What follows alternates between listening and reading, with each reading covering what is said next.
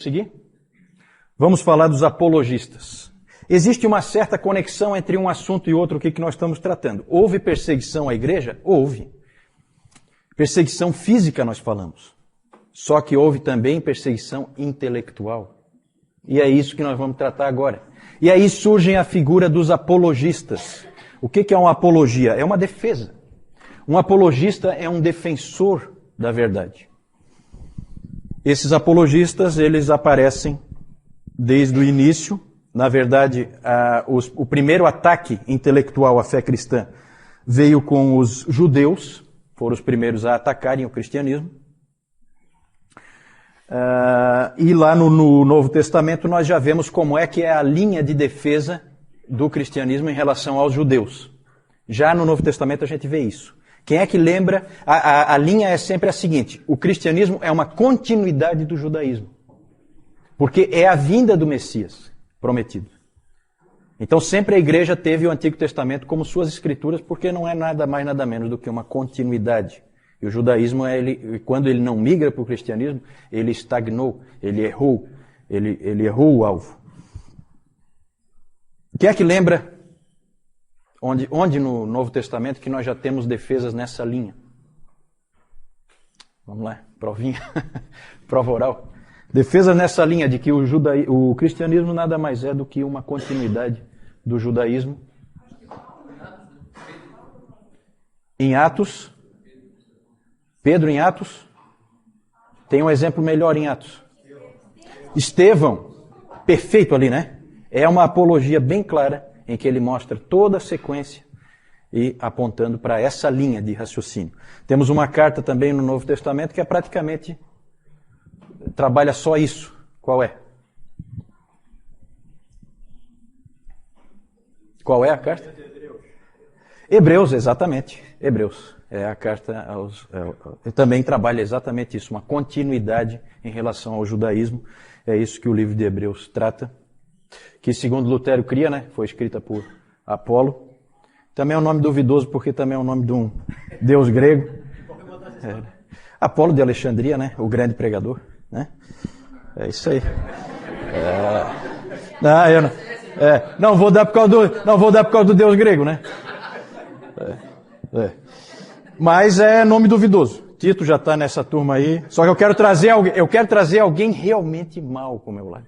Eu já trouxe o Augusto e quero ver se trago mais alguém.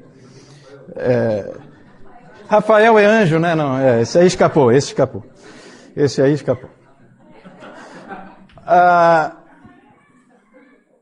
E essa briga com o judaísmo continua depois, não é só no Novo Testamento, não. Há um ataque muito, muito forte de alguns judeus. E um livro que existe da Antiguidade é um livro do Justino Mártir, em que ele conta, Justino Mártir é um pai da igreja, ele conta de um debate que ele teve com um judeu helenista chamado Trifo. O nome desse livro é Diálogo com Trifo, e é um livro muito interessante, há um debate entre os dois, muito bom, em cima das escrituras. O Justino começa a trazer todo o texto possível e imaginável, tem até uns fatos pitorescos, que ele traz um texto lá de Salmo 96:10, que ele vai e cita e acha que está abafando, que é Salmo 96:10, ele pega e diz pro Trifo o que ele tinha a dizer daquele texto, que diz assim: dizei entre as nações, do madeiro reina o Senhor.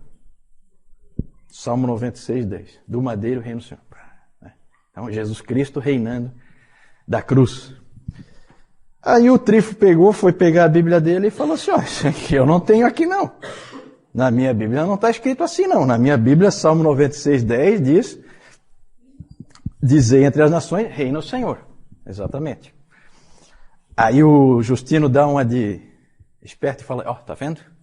Isso aí são esses rabis de vocês que já foram lá e tiraram aquele pedaço ali.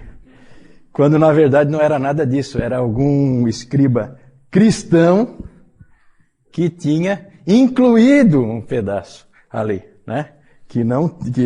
E o Justino estava com essa cópia que não estava fiel ao original, e o Trifo tinha o Velho Testamento em hebraico, e o Justino tinha o Velho Testamento, a Septuaginta, a versão em grego.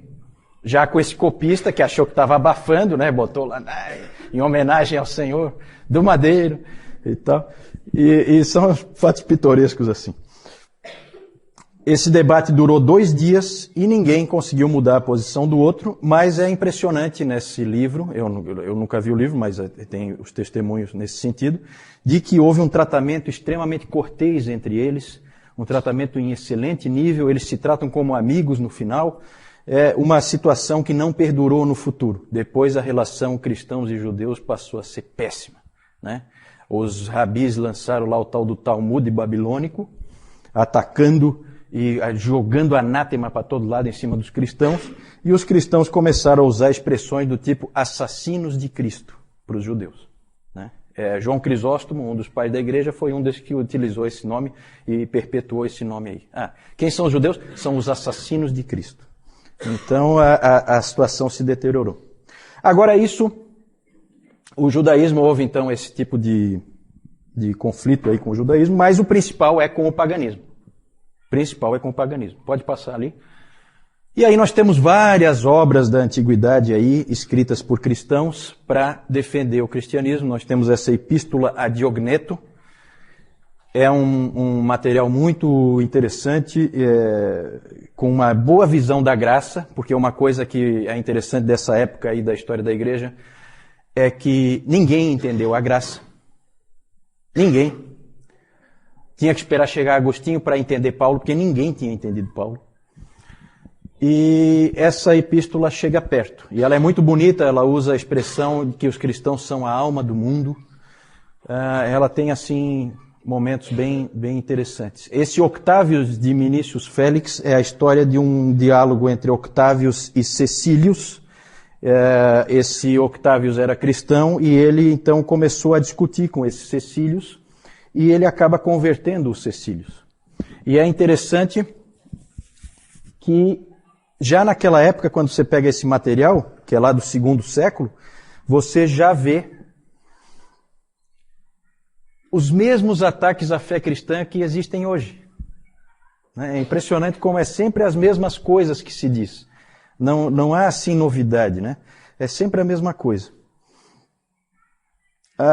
Esses ataques que vinham de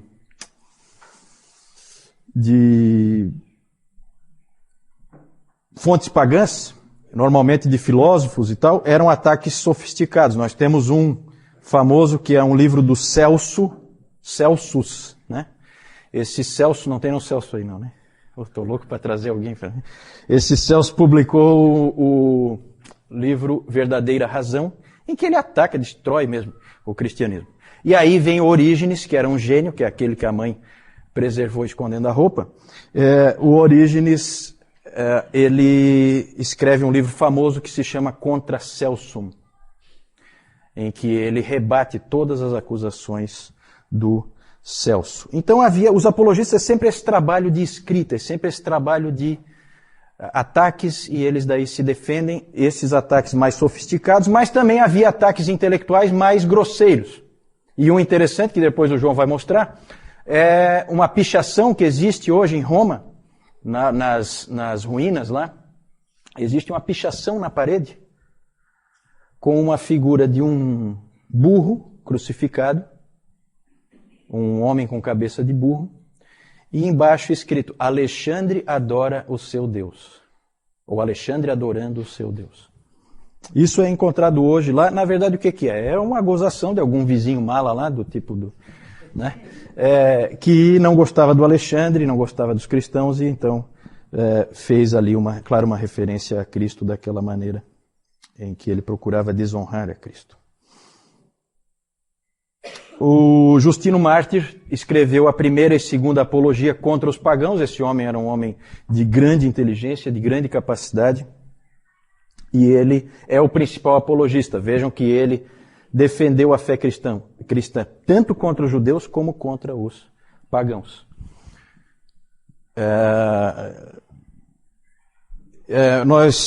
Na verdade, nós temos que agora parar para pensar um pouquinho. porque a relação entre o judaísmo e o cristianismo é evidente, é simples de ver. Mas a relação entre o cristianismo e o paganismo é um pouquinho mais complicada. E aí havia um problema, havia uma dificuldade. Como tratar a cultura em que a igreja está inserida? Como ver a cultura? Como encarar? Devemos pegar o que se sabe, o que se conhece na cultura pagã e trazer para dentro da igreja, ou devemos nos afastar completamente? Isso foi um problema muito sério, uma dificuldade muito grande para a igreja saber como tratar isso. Daqui a pouco nós vamos ver em detalhes como que isso funciona. Na verdade, nós temos duas abordagens, duas formas de tratar a cultura nessa época dos apologistas. Pode passar isso. Cristianismo e cultura, duas abordagens. Uma é a abordagem de Clemente de Alexandria.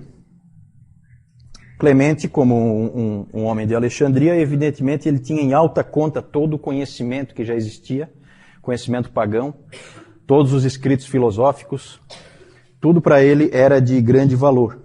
E ele, então, ele enxergava assim. Quando ele era perguntado se os cristãos deveriam repudiar todas essas coisas ou abraçá-las, o Clemente respondia: se alguém precisa de comida, deixe-o ordenhar a ovelha.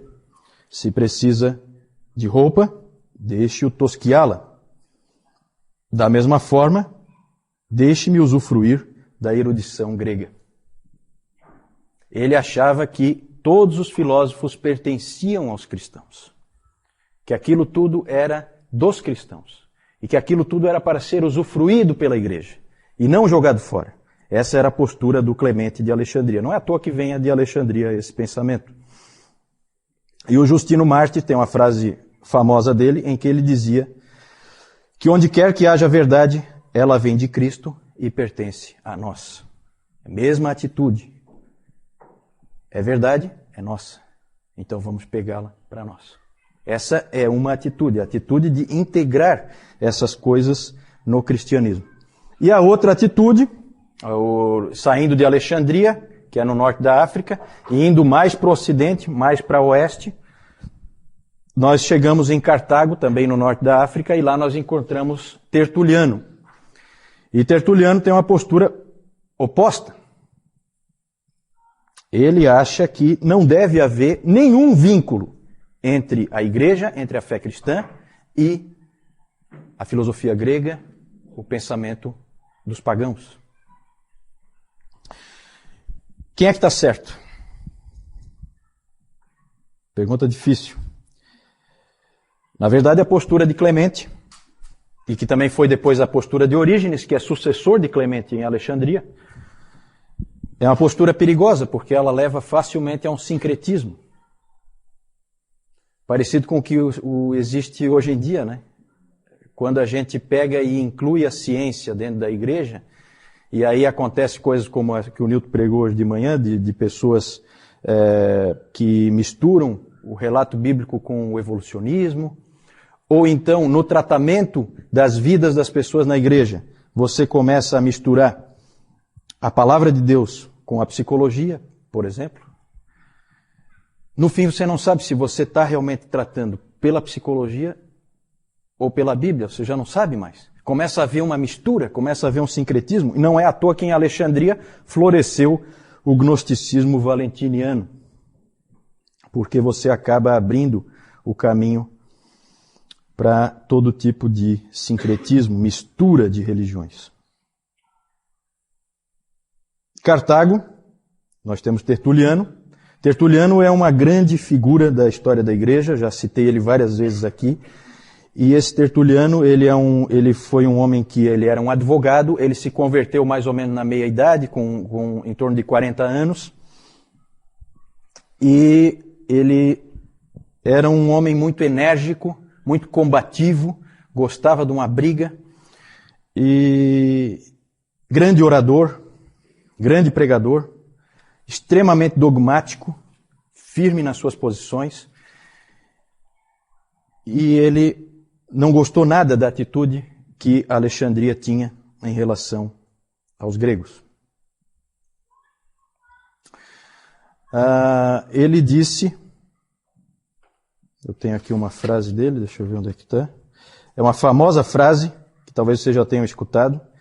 O Tertuliano tem várias frases famosas, em que ele pergunta o seguinte: o que tem Jerusalém com Atenas?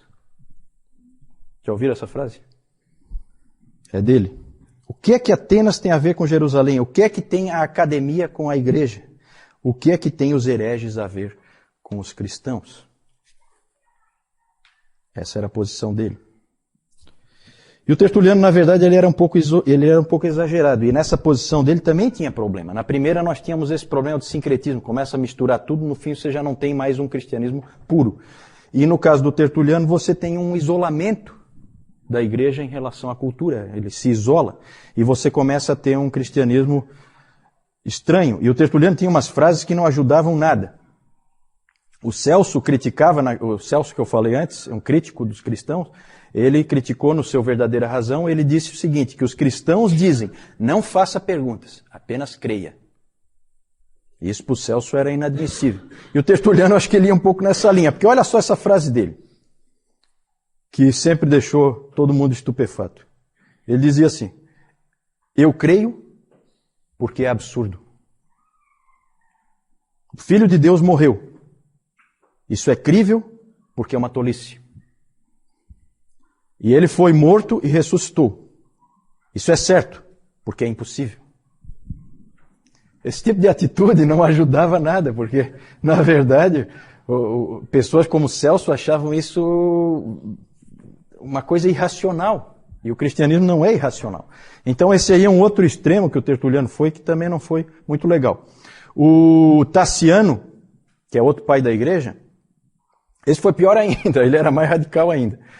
E o monasticismo medieval, os monges medievais, não foram numa direção muito diferente, não. Eles foram mais ou menos nessa direção aí.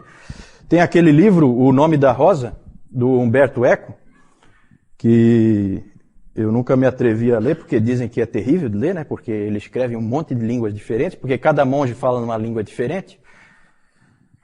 E tem até um monge lá que fala todas as línguas juntos, né? Ele sabia tantas línguas na história do Umberto Eco. Ele sabia tantas línguas diferentes que no final ele não sabia falar nenhuma. Então tem trechos lá em que esse monge fala que daí ninguém entende nada porque é misturado as várias línguas. Então é uma coisa esquisita. Mas nesse livro, o filme dá para assistir, né? O livro é complicado de ler. Mas ali tem a história gira em torno de um monge que queria dar um jeito de se livrar das obras de Aristóteles. Certo? Então é dentro dessa atitude aqui do Tertuliano. Certo? Ele queria se ver livre das obras do Aristóteles. O livro gira em torno desse tema. Né? Quem é que está certo? Quem está certo? Vejam bem, gente, aqui a gente tem que pensar assim, a igreja é uma só. Quando um cara lá em Alexandria fala uma coisa, me afeta aqui. Porque não existem várias igrejas, existe uma igreja única. É a igreja católica, que nós falamos antes. Essa época ainda é uma época em que a igreja é uma só. Então um se preocupa com o que o outro pensa. É diferente de hoje em dia em que todo mundo é meio independente e tal, a igreja é toda dividida. Não, nesse tempo não. Quem é que será que estava certo? Para que direção a igreja deve ir? Isso foi difícil. E não existe resposta fácil para isso. Na verdade, esse problema do cristianismo em relação à cultura sempre foi um problema. E é um problema hoje ainda. O quanto da cultura você aceita, o quanto não. Você pode assistir um filme de Hollywood? É errado um cristão fazer isso ou é certo? Um irmão vai dizer que é errado, outro irmão vai dizer que é certo. Um irmão diz que podemos usufruir disso, o outro vai dizer que não. O problema continua, gente. O problema continua. Pode passar? Existe uma classificação interessante do Richard Niebuhr, em que ele classifica assim a relação dos cristãos com a cultura. Isso a gente vê ao longo da história da igreja, vai aparecendo esse tipo de tensão. Existe a situação Cristo contra a cultura. Quem é que tem esse tipo de situação que nós já vimos aqui? Tertuliano. Cristo contra a cultura, bem típico. Cristo da cultura não é o Clemente, nem o Orígenes. Aí aparece uma outra pessoa que nós vamos ver um pouquinho mais para frente, que é o Eusébio. O Eusébio de Cesareia. o pai da história da igreja. Esse aí entra ali, Cristo da cultura. Temos o Cristo acima da cultura, que aí sim entra o Clemente, e entra também mais para... entra o Orígenes, e entra mais tarde, Tomás de Aquino, em que a cultura, nós temos que extrair da cultura o que é bom para nós, Cristo fica sempre acima, mas a gente usufrui da cultura que está num nível um pouco mais baixo. Aí tem a quarta visão, Cristo e cultura em paradoxo, que é a visão do Lutero, em que Lutero dizia, há uma tensão contínua, não dá para resolver, aceite. Aceite. Vai ser sempre assim. Não dá para resolver. E a última visão, Cristo, o transformador da cultura, que é a visão tipicamente de Calvino, e também podemos encaixar ali Agostinho. Nós vamos depois tratar dessas pessoas, a gente vai ver esse tipo de situação, mas sempre foi um problema, continua sendo. O livro do Niebuhr também não resolve o problema, ele só coloca o problema, não dá a solução. Acho que ninguém vai dar nunca a solução. Isso é sempre um problema na igreja, eu acho que sempre vai ser. Pode passar? João. Essa aqui é aquela pichação que foi colocada lá no muro ali daquele vizinho mala.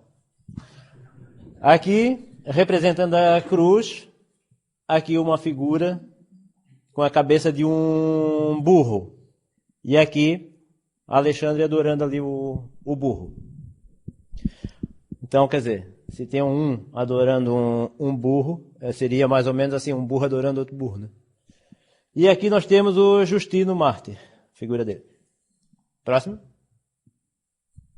Aqui nós temos o famoso farol de Alexandria, o porto de Alexandria também.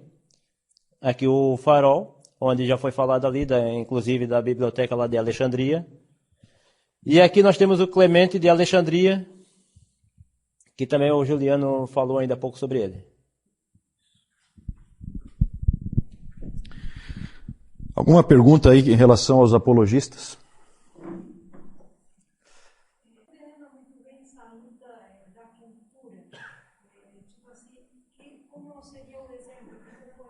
A primeira é em relação ao que quer dizer, o que se quer dizer exatamente com cultura.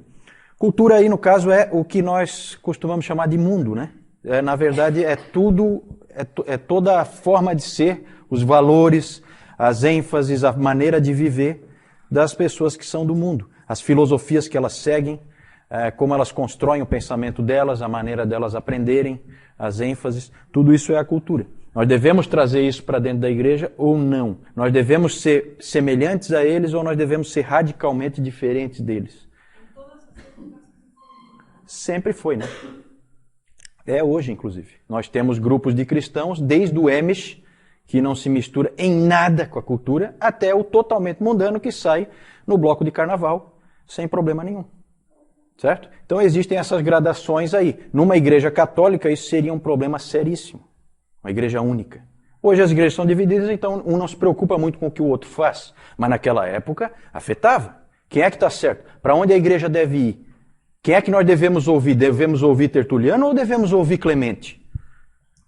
Né? É o problema.